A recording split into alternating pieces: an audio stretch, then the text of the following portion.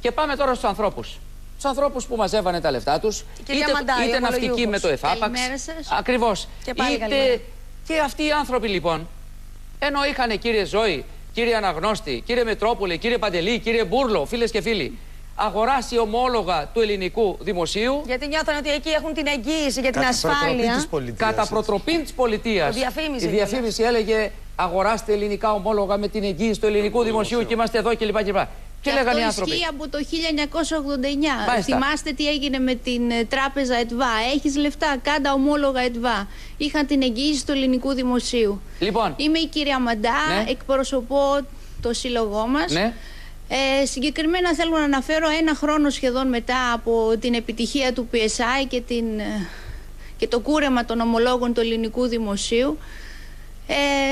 Εκτός από την απώλεια των χρημάτων μας έχουμε αρχίσει να χάνουμε και ζωές. Συγκεκριμένα μιλάω για τον κύριο Ντόκο, ο οποίος έφυγε σε ηλικία 48 ετών πρόωρα.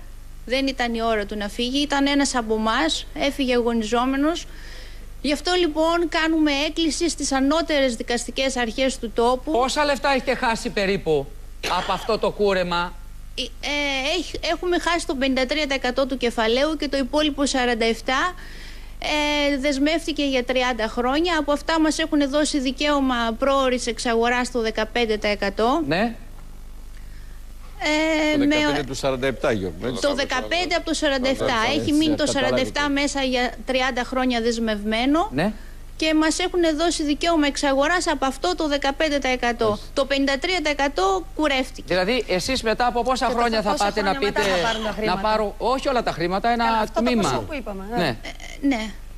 Μετά από 30 χρόνια. Μετά από 30 χρόνια. Γι' αυτό λοιπόν κάνουμε έκκληση στις ανώτατες δικαστικές αρχές του τόπου να μεριμνήσουν και να δούνε το θέμα των ομολογιούχων πριν αυτό έχει κοινωνικό χαρακτήρα και αρχίζουν και χάνονται και άλλες ζωές. Συγκεκριμένα αναφέρω ότι έχουμε κάνει έκκληση στο Συμβούλιο Επικρατείας της 22 Τρίτου, το οποίο είναι σχετικά με την αίτηση ακύρωσης όλων των αποφάσεων σχετικών με το PSI και τα φυσικά πρόσωπα.